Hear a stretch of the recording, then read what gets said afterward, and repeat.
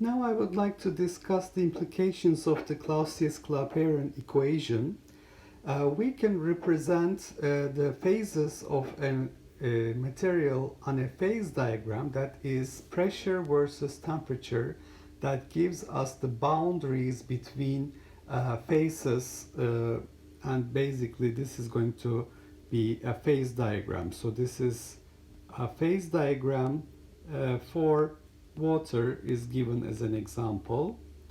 You can see that there is the solid phase, there is the liquid phase, there is the gas phase, there is a triple point where three phases can coexist, and there is also a critical point C beyond which the liquid and the gas phases become indistinguishable.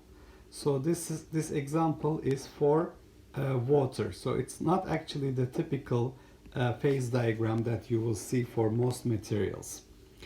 So beyond this critical point, as I said, we have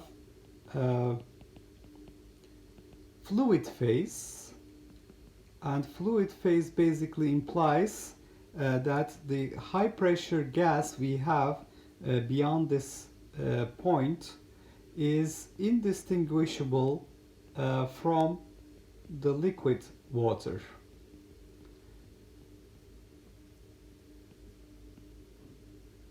It's indistinguishable from a liquid, and the volume change in going from gas to liquid beyond this point is basically zero. So there is no volume change because it's the same thing. So it's a fluid phase.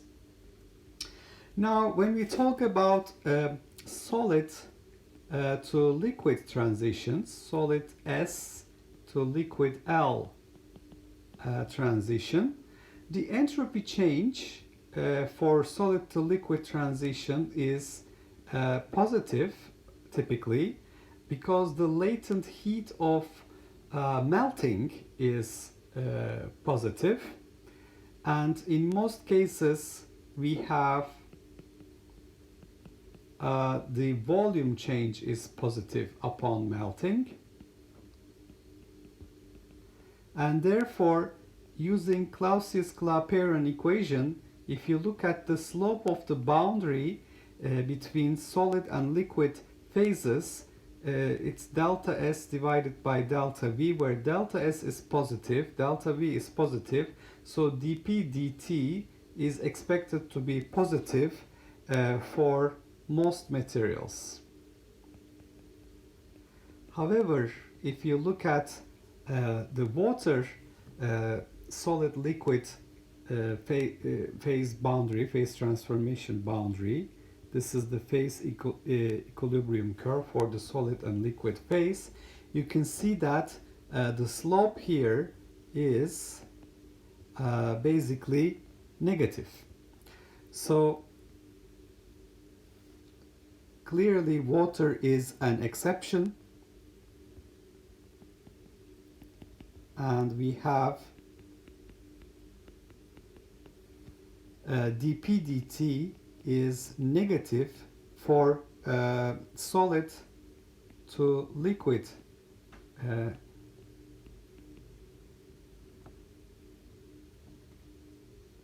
or along the boundary of solid liquid phases. dP dt is negative. That's because when the solid, so dP dt is going to be negative, implies delta S over delta V is negative, and that's because delta S is positive but delta V is negative. So as the ice melts, it's going to decrease its volume, or the density. We have an anomaly in water. The density of water decreases as the liquid solidifies. So we have in the water liquid to water to ice transition. Another exception for the solid-liquid transition is helium-3. Helium-3 isotope. As a solid at low temperatures, it has spins randomly oriented. However, when we make it a liquid, when it melts as a liquid at higher temperatures, nuclear spins are ordered, actually with an anti-parallel alignment. This is due to quantum mechanical effects.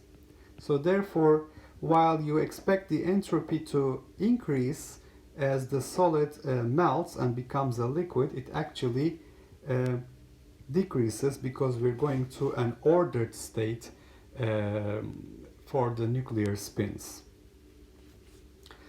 So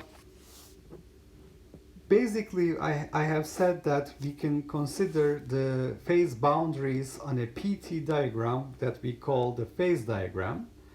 And a good example is water, where we have solid, liquid, gas phases, and there is this triple point where all phases coexist, and you can see why we use this as a calibration point for our absolute temperature scale, because it's highly reproducible. It corresponds to a certain value of temperature, reference value for temperature and pressure. And beyond the critical point C, the gas and liquid phases become indistinguishable. There is no volume change from gas to liquid. And when we talk about the typical behavior for melting solid to liquid, the entropy change is positive because the latent heat is positive. It takes some amount of energy to break the bonds in the solid to form a liquid. So in most cases, we have an increase in the volume upon melting, but in the case of water, we have a decrease in volume upon melting. So there is a small decrease in the density of water, actually below 4 degrees Celsius, when we approach the phase transition.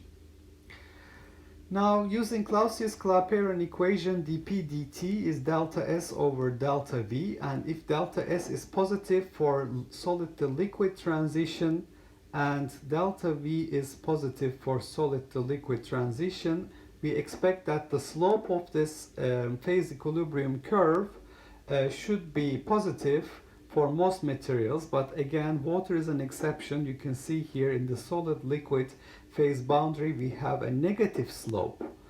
So that dP dt is negative, so it's going to have a negative slope. That's because we have an increase in entropy but decrease in volume when going from a solid to a liquid.